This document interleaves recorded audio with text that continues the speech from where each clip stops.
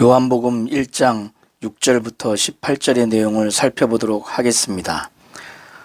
크게 두 가지 부분으로 나뉘어지게 되는데, 첫 번째는 침례 요한의 정체성의 본질과 사역의 본질을 다루고 있고, 두 번째는 예수 그리스도의 정체성의 본질과 사역의 본질을 다루고 있습니다. 침례 요한의 정체성의 본질과 사역의 본질은 예수 그리스도의 정체성의 본질과 사역의 본질을 위해서 작용을 하는 것입니다.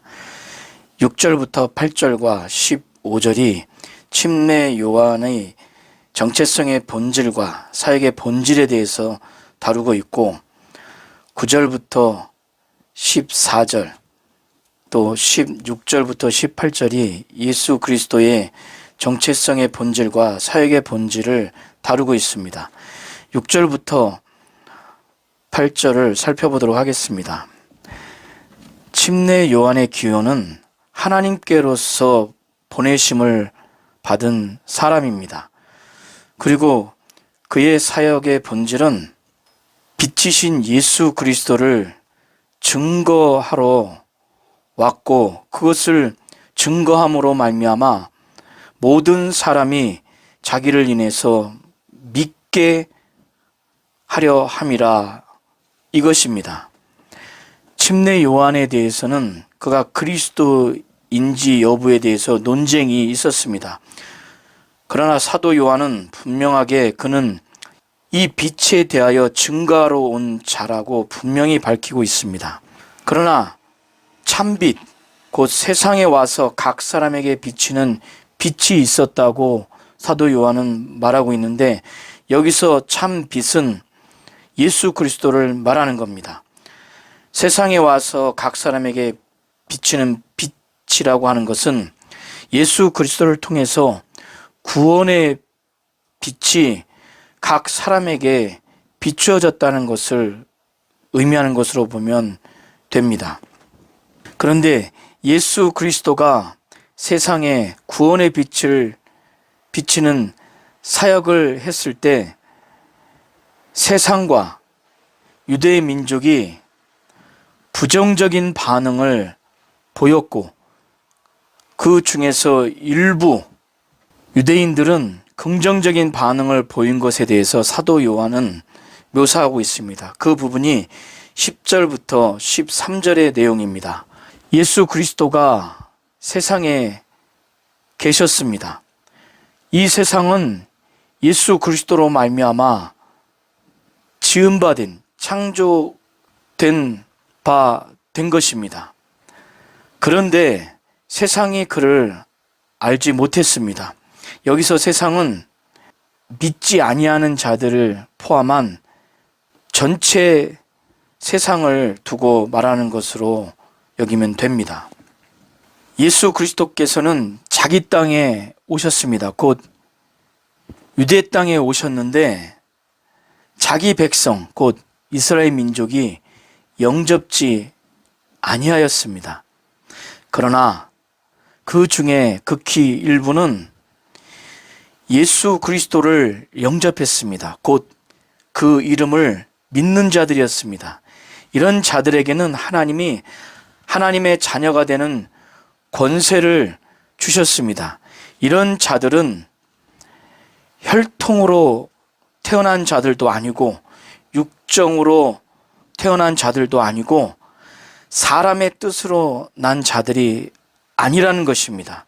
오직 하나님께로서 난 자들이라는 것입니다.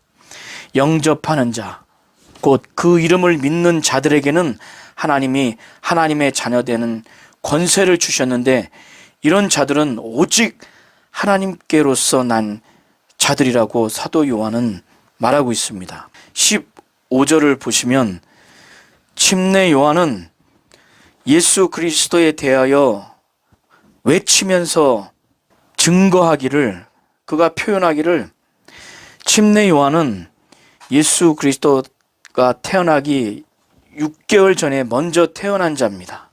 침례 요한은 그가 전에 말하기를 내 뒤에 오시는 이가 곧 연대기 순으로는 6개월 후에 예수 그리스도가 태어나셨고, 그리고 사역도 침례 요한이 먼저 공적 사역을 했습니다.